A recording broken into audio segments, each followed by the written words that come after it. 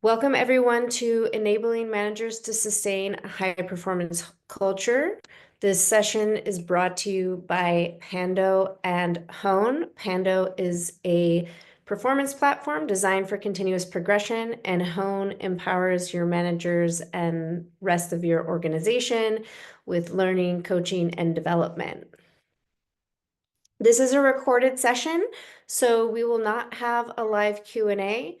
In our live session, we did leverage a Miro board, which we have shared the link to here as well as an email.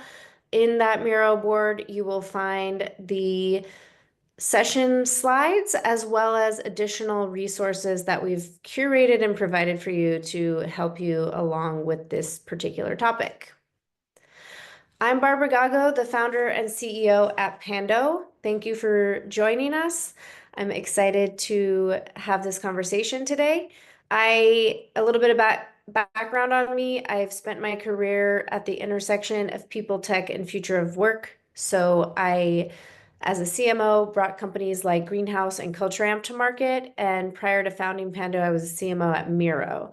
So I've spent a lot of time building and scaling my own teams, which tended to be distributed, either co-located or fully distributed. And I'm very excited and passionate about how do we build more equitable systems, in particular around performance and driving high performance cultures. I'm joined here today by Kaylin Cooney. And Kaylin, please introduce yourself. Hi, everyone. Super excited to be here. My name is Kaylin Cooney. I am a learning solution strategist here at Hone. We are what we like to think of as your all-in-one employee development platform. So really focused on providing live, virtual, interactive trainings to distributed teams on skills that are going to help everyone be successful in the workplace. We're trying to democratize access to learning, so making sure that there's high quality offerings available to your ICs, your new managers, your middle managers, and your VPs. My team is ultimately responsible for helping to craft really meaningful learning journeys for our customer partners for each of their populations. My background is in industrial organizational psychology, so I love the numbers and the science behind all of these things. So I'm really excited about that for this topic. And then I've also spent 10 years in the learning and development space. I've been a facilitator, content creator, and worked on the client side. So really excited to be here and to bring some of my experience to this amazing topic about how we can make managers feel more confident and successful in their performance review process. Thank you, Kaylin. So what are we going to talk about today? We're going to be covering the fundamentals for setting managers up for success in having performance conversations and having continuous performance conversations. And we're going to dive into how do you actually train managers to do that and what that looks like in an ongoing way and how we really drive that always on performance. It's going to be a combination of setting up foundational structures as well as ongoing development and coaching for managers. So to kick us off, the pandemic really was this inflection point, and I know it seems like ages ago at this point, and yet it was very recent and something that really shifted how all of the organizations in the world really think about the workplace and what that means for the future of work. And it really sort of triggered this perfect storm and increased a lot of complexity in the workplace and in the dynamic of managers and reports and how we collaborate, how we think about how we make decisions, how we move, how we operate as companies. So remote work became much more at the forefront. So it was already a trend that was growing, but it was more in certain teams or certain types of roles that could be remote. And at that point, everybody had to become remote. And now we're seeing which roles are good remote, which roles do better co-located, et cetera. There was a rapid shift in redefining fundamentally what the workplace means now that talent has scattered and changed that dynamic and all of that. Diversity, equity, and inclusion, and really the social injustice that sort of continues to bubble up and continues to brew has led us to a lot of legislation and, from employee perspective, much higher expectations around what organizations should be doing from an equity perspective and whether or not they feel the systems and approaches within the company are fair. And then there's been this power dynamic sort of pendulum swinging, which has gone back and forth between employees having more power to organizations having more power. I think in general, we've moved towards employees, and companies are really thinking about how do they retain their best talent and build these high performing cultures. But there's also these generational shifts in sort of values of what employees think about work and what their relationship to work is, how much purpose they feel they have. And now we're introducing AI and figuring out how to navigate that and what that looks like between employees and these new technologies. And at the end of the day, we're seeing that still to this day, even though we know that we've had challenges with performance programs, we're seeing companies literally getting canceled for this process. So this last year, there was a lot of news around one firing in particular, where the woman who was fired went on TikTok and essentially became viral over this firing. And it at the end of the day, the company had every right to lay this person off. And in the end, she wasn't performing in her role. But at the same time, they didn't communicate to her what she was doing well, what she wasn't doing well. She didn't have an idea of what the expectations were. And on top of it, her manager was giving her positive feedback. So there was a lot of mixed signals around whether or not she was performing, how she should be performing, and it ultimately resulted in her getting laid off because the company didn't feel like she was performing. The problem wasn't so much her getting laid off as much as it was how the company did it. And this has led to a lot of organizations reflecting on what their practices are and whether or not we're actually setting employees up for success. So managers, of course, need to be set up for success, and everybody at the company needs to be set up for success. And we see that managers are really struggling to talk about performance for a number of reasons. And it's the same reasons that employees are surprised when there are performance issues that they didn't know about. So one of the biggest challenges we see and hear from many of you is that there's a lack of clearly defined structure and expectation. So what do we expect performance to be? What does that look like at each level for each job? How do I communicate that? What are the behaviors? How do we measure success? How do we even set goals? All of those things constantly come up and is a huge opportunity for us to help enable managers more consistently. Unconscious biases creep into the process. So if we're looking at giving performance feedback only on an annual basis, for example, then there's a lot of things like recency bias, rater bias, all of this type of stuff that if managers haven't been trained, they aren't even aware. And if you don't have the structure and process, then it just goes rampant. Managers aren't really equipped to observe behaviors or contributions. So either they don't have the time, they haven't been trained, they don't know how, they're remote. It's not the same situation that we used to have where managers could, walk the halls or check in with their folks at their desks or whatever it is. It's really a challenge now to understand if people are actually performing and how do you assess that, especially when you're not together in the same space more often than not. We also hear a lot of times that managers are still afraid to give feedback or disrupt team dynamics. This also comes with lack of training and understanding for how to, give direct and productive feedback or radical candor. This is really a skill that managers need to develop. I think one of the things that we tend to do is, managers get into a manager role and then we just assume that they're good at managing, but there's actually a set of competencies, a set of skills that they need to develop and they need to continue to develop those. And we as organizations also need to hold them accountable for being good at those skills, not just also being good at the job that they were doing before they became a manager. So these are really some of the challenges that we've heard from you, from the rest of the community around really where do we have the biggest gaps and opportunities to enable our managers.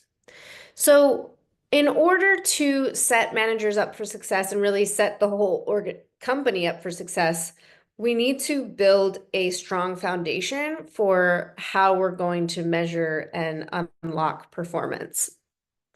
There's several foundational elements that we talk a lot about at Pando, and when you think about performance management, we kind of have glossed over a lot of this stuff in the past and jumped straight to based on your start date, you're going to have a review, or we're going to review everybody annually.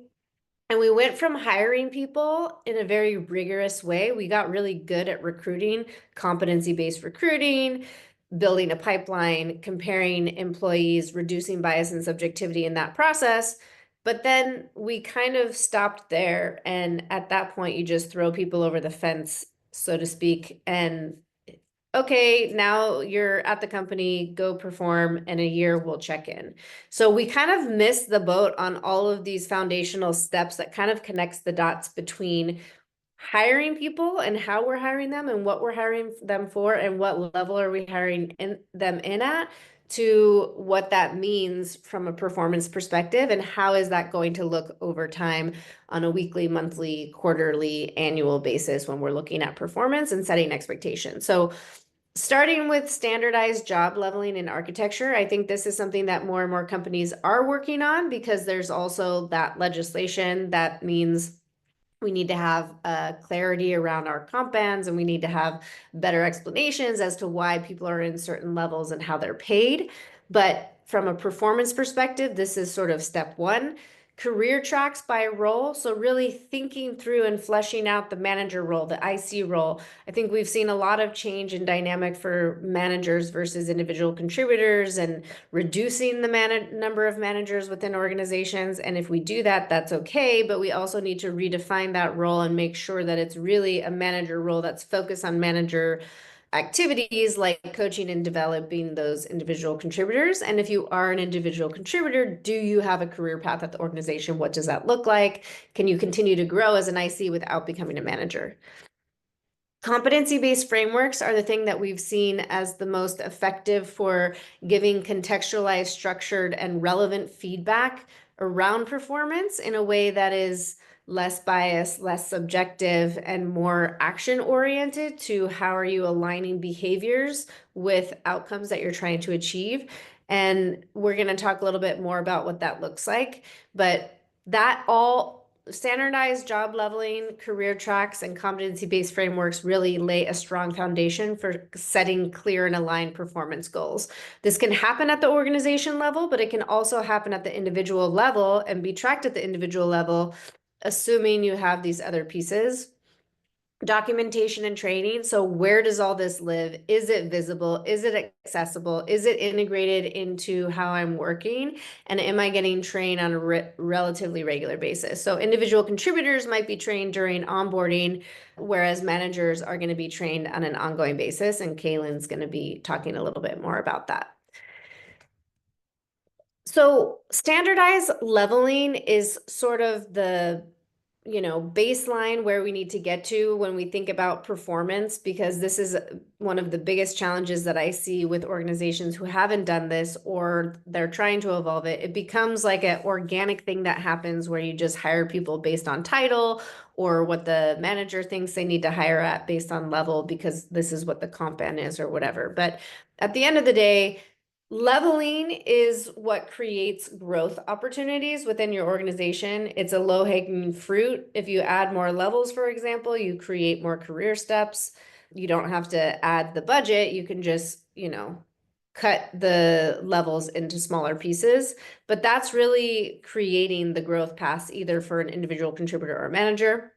It's what creates equity. So having structure around that that's clear and articulated for individuals so they understand what level they're coming in at versus what level they can get to as they grow in their career. This is something that's helped us at Pando, for example. We don't negotiate compensation, but we do clearly articulate what level somebody is and how they're mapped to that level. And then this is the pay band for that. And it reduces a lot of anxiety that individuals have when it comes to whether or not they're paid fairly. It helps you hire better because when you're basing it on levels and that's standardized across the organization, managers in different departments are going to be hiring people at the same level, even if the comp is different, because that's market driven based on role. So if you're an engineer or a marketer or a salesperson, it might look different, but you're going to be hiring people at the same level with the same expectations. So you're going to be basing how you're hiring people on expectations for performance and behaviors that are consistent across the organization to begin with, rather than figuring out how to do that post, review calibration. Longer term, it really helps mitigate risk against pay equity issues and that kind of thing, because you're really focused on putting people in the right place to begin with. So you're not so much falling into the trap of title inflation or people who are really good at negotiating their compensation getting paid more at the same level. It does keep you competitive as well because people are more and more familiar with this kind of thing. I think, 10 years ago, employees probably didn't even know they have a level. Now they're very aware of it and they also want transparency around it. So having those thought through and define is going to give you a lot more of a competitive edge when you're recruiting. So this is just an example of some of the types of leveling frameworks that we see. There's those that have too few levels, and that may be because you're small, but we tend to see larger organizations also with very few levels because they think it's easier to manage. At the same time, you end up with very wide comp bands in this case. So if you have too few levels, you end up updating people's comp every year, and then, your level 3, for example, might be very, very wide, the highest paid person versus the lowest paid person. And then it gets pretty complex to understand, like, how do you really have pay equity in that case? We also see stacked levels where individual contributor goes straight into manager, which means the only way to make more money is to take that next step and be a manager, which forces behaviors that we don't necessarily want because people might not be great at management. And then there's different levels and different titles for different teams. So this is the way to make your life the most complicated and painful, because it's very hard to calibrate performance when everybody's at different levels and different titles. So again, standardizing that leveling up front, getting everybody leveled into a consistent leveling framework. This helps with pre-calibration. So we're already calibrating managers as well as individuals against a set of standards that they're going to be aligned to. So role-based frameworks are essentially competencies that can be then layered onto your leveling framework. So we recommend that you have the same structure across teams. There's often a combination of soft skills and hard skills. We sometimes see values integrated. In this visual here, you can see the top visual is just an example, kind of like of a brainstorm of what a rubric could look like. The second visual is what it looks like in Pando. So you actually have competencies that are rated and ranked so that you have a lot of clarity around where you have a delta for growth. So it gives a lot more flexibility for the individual to have clarity around where they at and what do they need to focus on specifically for them. It also helps managers give the right kind of feedback. So we recommend sometimes starting with company-wide, starting small. Maybe you start with 4 competencies, get people used to it, and then you start to layer on role-specific competencies. This really helps with pre-calibration, as I mentioned. So this is just an example to show you what a standardized leveling framework would look like. So here we're looking at level 3. How does that compare to level 5? Each level will have its own description, the scope, and business impact. So again, it doesn't matter if people are in different functions or different roles. Leveling should still be consistent so that everybody at a level 3 within your organization is held accountable for the same things, regardless of that role. Competency-based, as I mentioned, really drives the right kind of behavior. So it's highly, highly contextualizing everybody's individuality in terms of where they're strong and where they're having opportunities for growth. And it also gives managers a lot more clarity. So if I'm a manager and I'm rating somebody, instead of rating them once on their overall performance, I can rate them across a set of competencies so that we can very clearly see generally how are they doing in their role at this level, and also where are the areas that they're excelling versus where are the areas that they're still building competence at that level or that they're still improving and sort of developing. In Pando, we always have the competency tied to the ratings in the assessments, as well as any relevant things that folks have done over the year. So you always have that high level of context. This is an example of what it looks like to give feedback in a competency-based manner. So on the left is how you might rate somebody. So like I said, instead of rating on a 1 5-point scale, here you can look at, okay, this person research is one of their competencies, they're a level 6. This is the definition for what level 6 research looks like in this role. Now I can rate them based on that context. On the right side, you have feedback. So again, if I want to give them feedback on their research skills, I can see on the left the rubric, so I understand exactly what the expectation is. And in Pando, we also have templates baked in, which I know Kaylin's going to talk about this format as well. We use SBI, which is situation, behavior, and impact. So this really helps people develop the skill and develop the muscle around giving proper feedback. So in this situation, I saw you do this. These were the behaviors I observed, and this was the impact. So it really helps to create objective feedback anchored in competencies. We've heard many times from most managers and also peers that it's much easier to give constructive feedback. So you get away from just having kudos when you have competencies, because people then are anchored in what the expectations are. They have example behaviors that they can reference, and they can give a lot better feedback to their peers, or managers can give more objective feedback to people who might be at different levels but have the same competencies. And then in terms of connecting the dots with performance, you have your competencies, which is how things are done, and the goals, which is what is done. So in Pando, we connect the two things. We let employees track their goals for their role, and we also will monitor how that's done through the competencies. So this is really how you can intersect what are you actually achieving at the organization? What are the expected achievements, and how are you doing that, which will be based on those competencies. Again, if you have values or core competencies for your role, you need to be able to show up in those in certain ways to achieve those goals. And this is a way to ensure that you're doing both of those things. And together, all of this really drives what I call the employee growth loop. So getting feedback in a structured way, having your setting goals around that feedback, being assessed on those goals, having progress, setting new goals, getting more feedback, all in this kind of continuous flow. We're going to talk a little bit more about what the structure of that can look like and what you should do on a weekly, quarterly, monthly basis. And right now, I'm going to hand it off to Kaylin to talk about how we're doing training and manager development.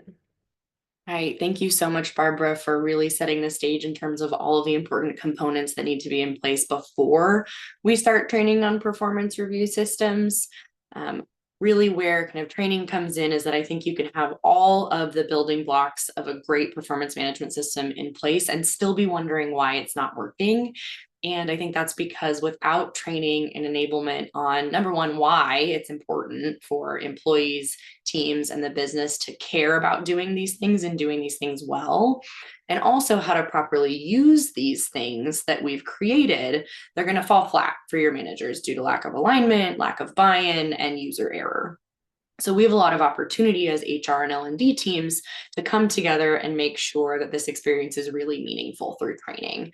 So you can see kind of the buckets of training here on the screen. We're going to talk about what we can do to pre-calibrate around these different tools that we've created, how we can actually train around having a meaningful performance conversation, and then also what's the continuous management training that's going to continue to support these efforts over time. All right, so the first type of training we're going to talk about is our performance dimensions training. So this is training on what is actually being rated. So you've worked really hard on defining your competencies that Barbara was talking about, you've leveled them appropriately. And so now it's time to make sure that your managers are actually familiar with those things and how to use them properly through training.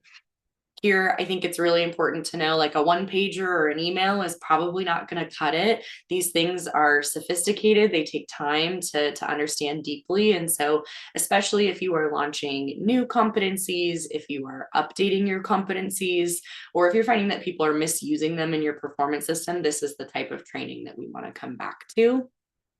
So you can see some samples on the side of the things that we recommend would be included in this type of training. The focus really being on what are the dimensions and the measures that people will be rated on. And I think it's important to include both the work-related measures, so the really tactical job-related things, the numbers, the things that we can physically measure, but then also the worker-related measures, which are going to be anchored in really strong behavior rated scales.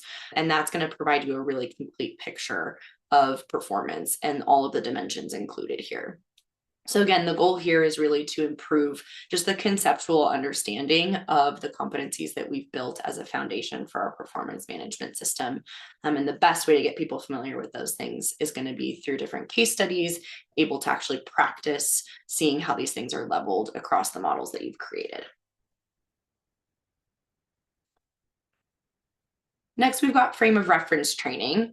This is all about taking the time to pre-calibrate your managers on the standards and the scales for different levels of performance. So if we think about performance dimensions training as the umbrella, this is all of the pieces underneath that umbrella that they need to be able to understand to improve both the accuracy and the consistency of their ratings. So this is really best to bring in as a training opportunity when you're seeing variability in the way that performance is measured, whether that's across teams or across specific leaders. That's an indicator that we are not calibrated. People are not considering their measurements in the same way across teams. They don't have the same level of understanding or understanding of how to rate those things. So here we're going to use case studies again with actual or hypothetical performance data and ask managers to provide ratings. So there's an example on the right-hand side of this slide. We've included our behaviorally anchored rating scale, our BAR scale, that shows 1 through 5, some of the behaviors that have to do with adaptability and flexibility. We're going to give that to them as a tool. We're also going to make sure that they have some sample performance data to work with. So that's what's included below. They should be an individual rating that they do kind of on their own. And then there should be discussion and dialogue between these managers, deciding kind of where are their rating disagreements, how do we reach resolution and understanding about what is a certain level of performance. And you may need to come in as an expert and help clarify some of those things throughout the process.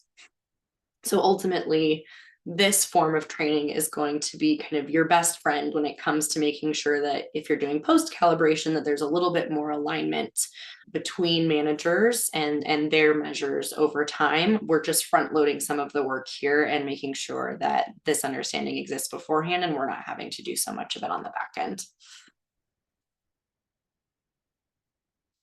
Next is our rater error training, which is just a fancy way of saying bias training. This is how we're ensuring that we have fair evaluations. We're avoiding bias in practice. And so this type of training has been proven to show a decrease in the presence of really significant rating errors that have to do with bias. So we're going to be concerned with biases here, things like affinity bias, recency bias, opportunity bias, leniency bias, right?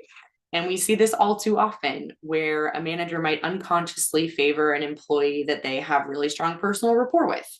That would be an example of affinity bias.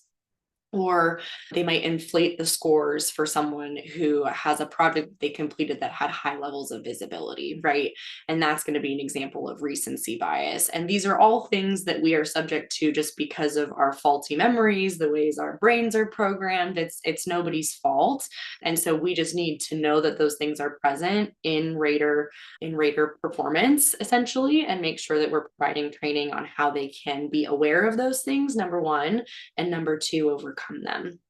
So these types of classes and training should focus on how to self-assess for bias, which might mean teaching them about the different types of bias that exist, providing them with case studies like the one you see on the right. This is from a Hone class on evaluating performance fairly and accurately, so they can begin to identify places where bias may come into play in their reports, especially. So not only in like kind of their subconscious evaluation of performance, but particularly in like how you evaluate the things that you've written down.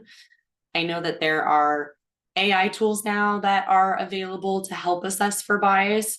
And I always caution people for leaning on those tools too heavily. And that's because we know that these language learning models are only as unbiased as the data that they have been trained with and the data they have access. And we just don't have a truly unbiased data set, for these AI tools to learn off of at this point. So while I think it's a really cool idea and I'm excited to see where it goes in the future, I think it's something that we all just can be aware of at this point. So starting with awareness, and then second, how to prevent biased evaluations. So this is going to be all about encouraging documentation of behaviors throughout the year. And that's so that we can avoid those faulty memory things that come into play that result in bias, right? So when you're writing those things down as they're happening, you're going to be less likely to pull wrong information, misinformation, mismemory on some of these things for performance, and that can help to reduce bias.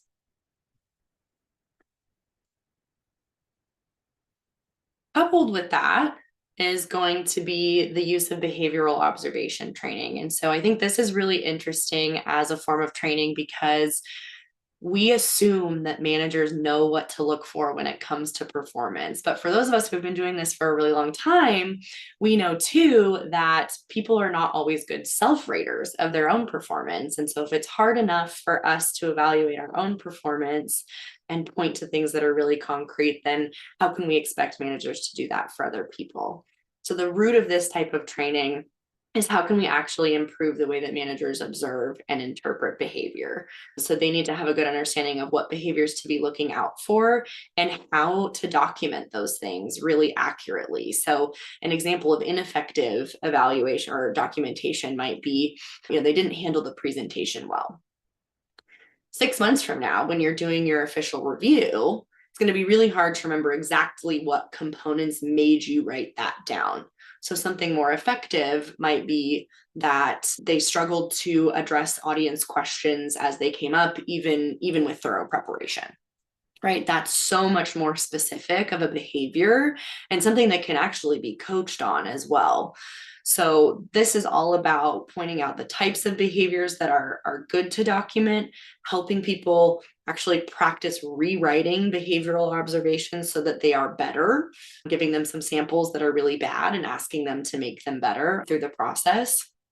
And then also training them on how to use documentation tools, maybe like Pando, where they make it really easy to track performance conversations, the feedback, and the notes that you're taking throughout the year. Even if you don't have a tool in your tech stack for this, you can be teaching them how to use a behavior journal similar to the one that's on the right-hand side of this slide, so that they're documenting in whatever system you use, if that's a Google Drive, if that's anything that they have access to, that they can keep track of all this information in really relevant ways, and encouraging them to have this be a continuous and iterative process. And what that looks like in practice is that we have different critical points where people should be measuring performance, right? And this is where I think it's really interesting, because I've heard managers say, like, I don't really see why this is a part of my job, having to document these things. But if we look at the things that we're asking on this slide to do weekly, biweekly, quarterly, and monthly, it actually becomes a pretty major part of their role as managers, right? We need to condition our managers that this is actually a critical component of their role. Yes, they have work to do, but they also have people to develop over time. And part of that is through continuous performance management practices. So what should we be documenting and when? You can see we've got some suggestions here. On a weekly cadence, we can be tracking our employees on specific project deadlines, specific tasks that we've prioritized, and specifically doing that through one-on-ones.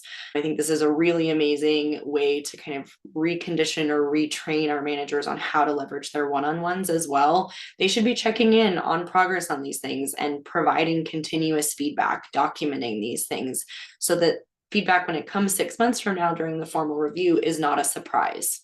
right? If we're using our one-on-ones to measure performance over time, then we should be taking really good notes during that time, both on our end and encouraging our employees so there's documentation and nothing is a surprise.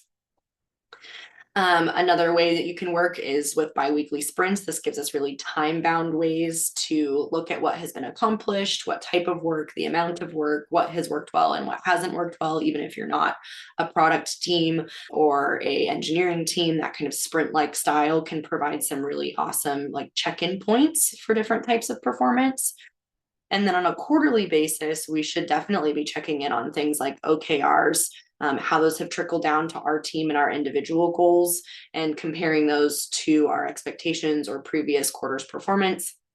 And then finally, every 6 months is when you might be doing those really formal reviews. And hopefully all of the work that you've done previously up until that point will make the process really easy.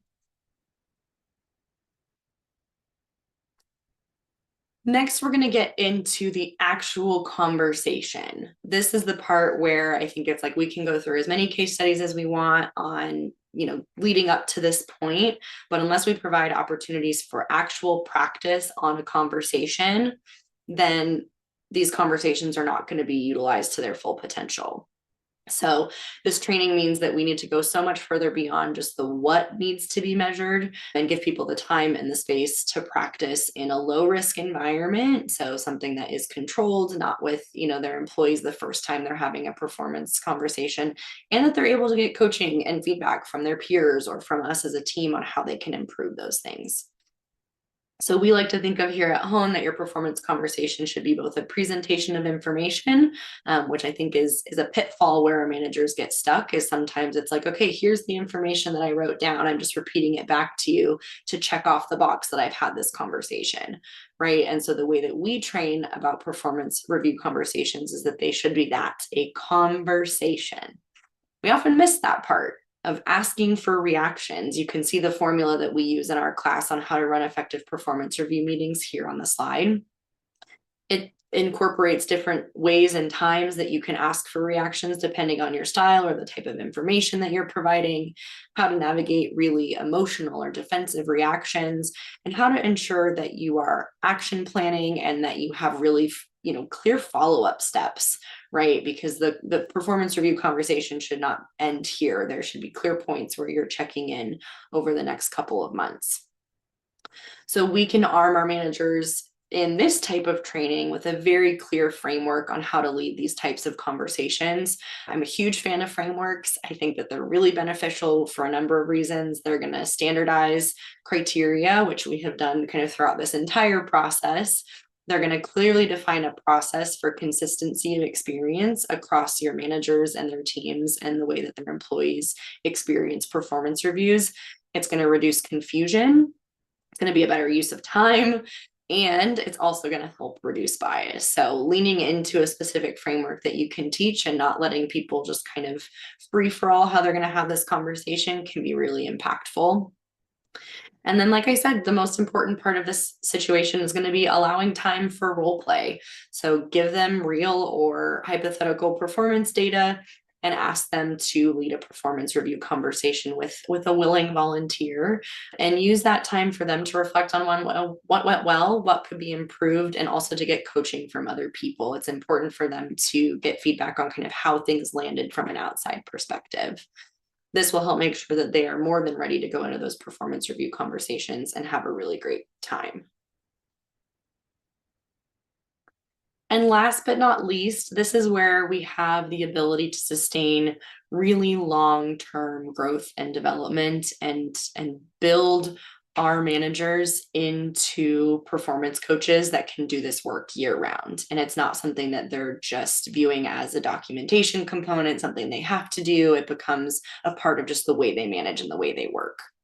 So beyond those really technical components of performance management, how are we training our managers to manage performance over the course of the year? Are they trained to be effective coaches? Are they using a model like Grow, like you can see on the slide here. That's one of the classes Hone offers, is the coach approach that teaches this formula for coaching. But beyond that, are they also able to manage the strengths of their team and delegate stretch projects to people so that they can continue to develop in their own careers? Are they actually having career conversations and managing those things well, especially in times where it's slow, where we don't have a lot of vertical growth, in a hierarchy? How do we get people bought into their careers and retained over time? Do they know how to support their lowest performers beyond just documentation of performance issues so they can try to get them out the door, right?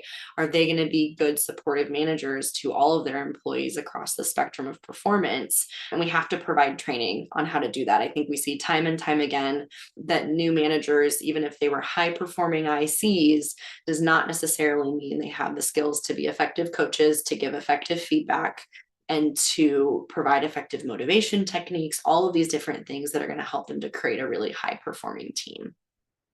So this is really where I think we have skills that are critical to your managers to man. You can splice me. So this type of training is where they're going to get skills that are really critical for year-round performance in the organization, right? Rather than just every 6 months or once a year when we're documenting performance, this is how we're going to drive high performing teams moving forward. So evaluating where are the gaps that your managers need to develop in some of these areas, and then providing them again with opportunities to practice these things in safe situations where it's, having a coaching conversation is so out of the norm for how we operate. You are asking questions and not giving advice, and that can be a really challenging thing for people, as a mindset shift, especially when you just came from doing the work. So really making sure that people have the opportunity to practice these things, get really good at these things, and have continued support from learning and development teams and from their peers and how they can do these things better moving forward. So we rattled through a lot of training opportunities here. I think they're all really important in their own way to supporting performance management in your organization. And I want to be really clear that I also don't think you have to have all of these things right out of the gate, right? If you are just standing up a performance review process, you're maybe just trying to get people to have the conversation, right? And so that's where we're going to start, is just teaching how to have an effective performance review conversation. And so I think, we provided some specific use cases on when and how you might want to leverage some of these different types of training. And I think that's important so that you don't feel like this is all something you have to be doing or standing up all at once. Think about what the needs are of your performance management system as it stands right now, and choose the training that is going to help you to better launch that system or iterate on that system into the future. And you can always build on that moving forward. So it's a lot of information to digest between everything that Barbara covered and everything that I've talked about. But again, as we can start to pull in even just one or two of these things over time, they're going to really have an impact on your performance review processes and also on your organization and how it operates and the impact it's able to make. So hopefully all of this has been really helpful information to you. Thank you, Kaylin. Everybody, thanks so much for joining us. If you have any questions, please feel free to reach out to myself or Kaylin. You can find us both on LinkedIn. As I mentioned, we shared a Miro board. That link is in this document, as well as the email that we sent you. Feel free to explore and get access to further resources. And thank you again so much for joining.